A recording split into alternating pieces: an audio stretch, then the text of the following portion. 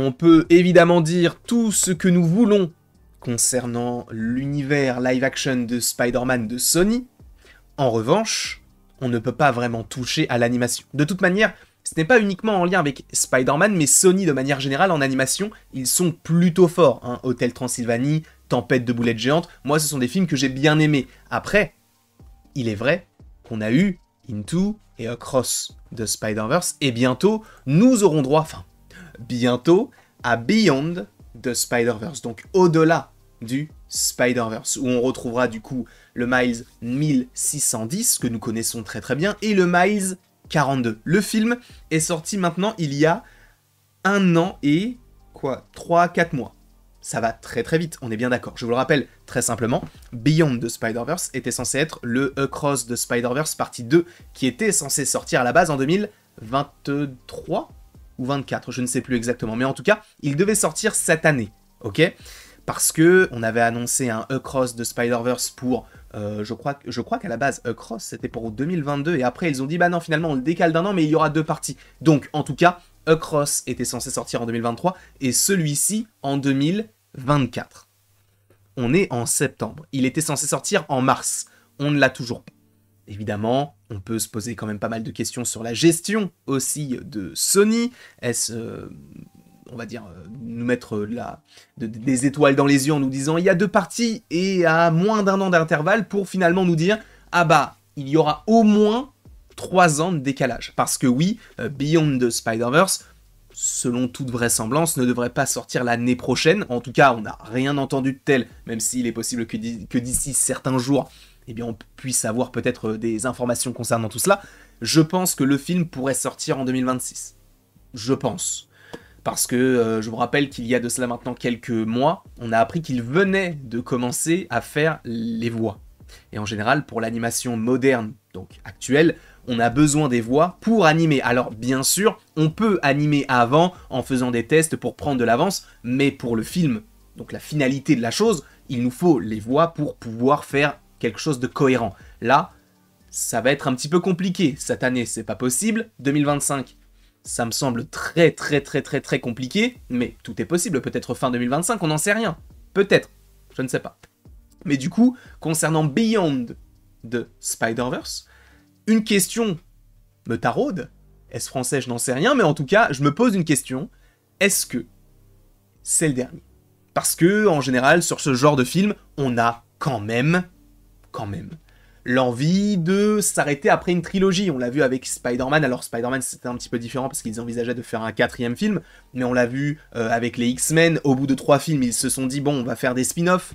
On a cette idée de trilogie qui peut terminer quelque chose. On a eu Into, donc à l'intérieur, Across, donc à travers, et Beyond, au-delà. Mais qu'est-ce que tu veux faire au-delà du Spider-Verse ? Est-ce que, après ce film-là, ce sera terminé ?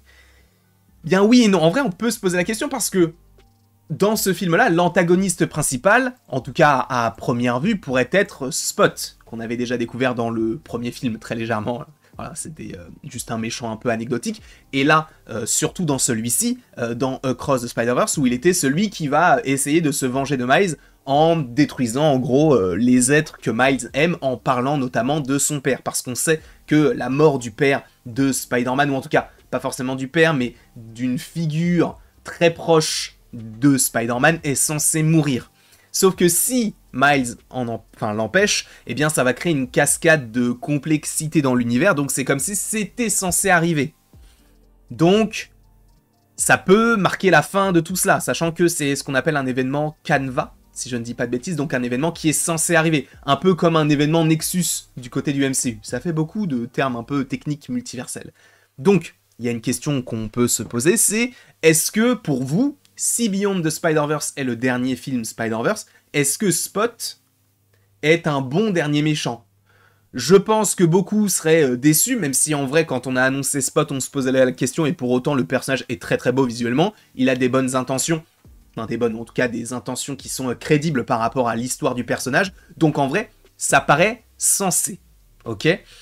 Donc par rapport à tout ça, je me dis, ok, cependant, on a oublié certains personnages qui pourraient interagir dans ce Spider-Verse, entre guillemets. On a oublié 2099, même s'il va revenir, bien sûr, mais on peut parler des héritiers, de Morlun, de tous ces personnages-là. Et est-ce que justement, dans ce film-là, on ne pourrait pas se permettre d'avoir au fur et à mesure, eh bien, un teasing vers cela?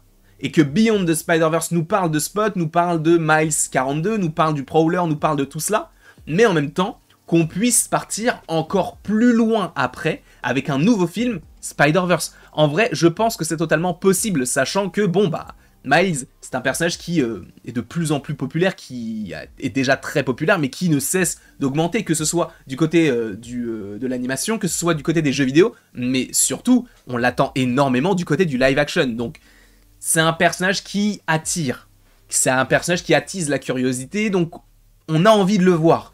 Est-ce qu'il s'arrêterait après les gros scores quand même? Parce qu'on peut revenir, et vous savez quoi, je n'ai même pas regardé, mais on peut revenir sur Mojo Across the Spider-Verse, et vous allez voir que le film a quand même rapporté quand même pas mal d'argent. 690 millions de dollars. Et si on tape pour le budget, on est sur un budget de 90 millions. Ok? Donc il a fait un petit peu plus que 7 fois le budget initial. C'est énorme, sachant qu'il faut aussi parler de tout ce qui est, on va dire, promotion, etc. Donc, il a fait un très gros score. On peut parler de 5 fois plus que ce qu'il a coûté. C'est énorme. C'est tout simplement énorme. Après, on peut aller un petit peu plus ancien, enfin, de manière plus ancienne. Into a coûté enfin, ça a coûté les mêmes sous, quoi, 90 millions, et il a rapporté 384. Donc, le deuxième a fait 2 fois plus que le premier. C'est tout simplement énorme. En plus de ça, on parle d'un film d'animation. Les films d'animation, en général, ça rapporte pas énormément d'argent. Alors, tu vas me dire, ouais, mais regarde vice-versa. C'est particulier, il a fait 1,6 ou 7 milliards, c'est énorme, c'est incroyable, je suis trop fier pour Pixar. Cependant, on a aussi Les Moi Moche et Méchant, il a fait 800 ou 900 millions, Le Moi Moche et Méchant 4. C'est énorme aussi. Mais là, celui-ci, que personne n'attendait, même en interne, il dépasse toutes les espérances. Donc, je ne dis pas que le troisième va faire le milliard, mais ça va être une rentrée d'argent énorme pour Sony, qui a besoin d'argent. Donc, sachant qu'ils veulent continuer d'explorer la licence Miles, Spider-Man, etc., pourquoi ne pas continuer à le faire en animation? Ne pas trop en faire, parce qu'une trilogie, ça suffit, mais après, on peut parler de projets spin-off. Regardez, nous avons Nicolas Cage qui joue Spider-Man noir en animation, alors pas dans ce film-là, mais il le joue dans Into the Spider-Verse, et il va jouer le personnage en live action.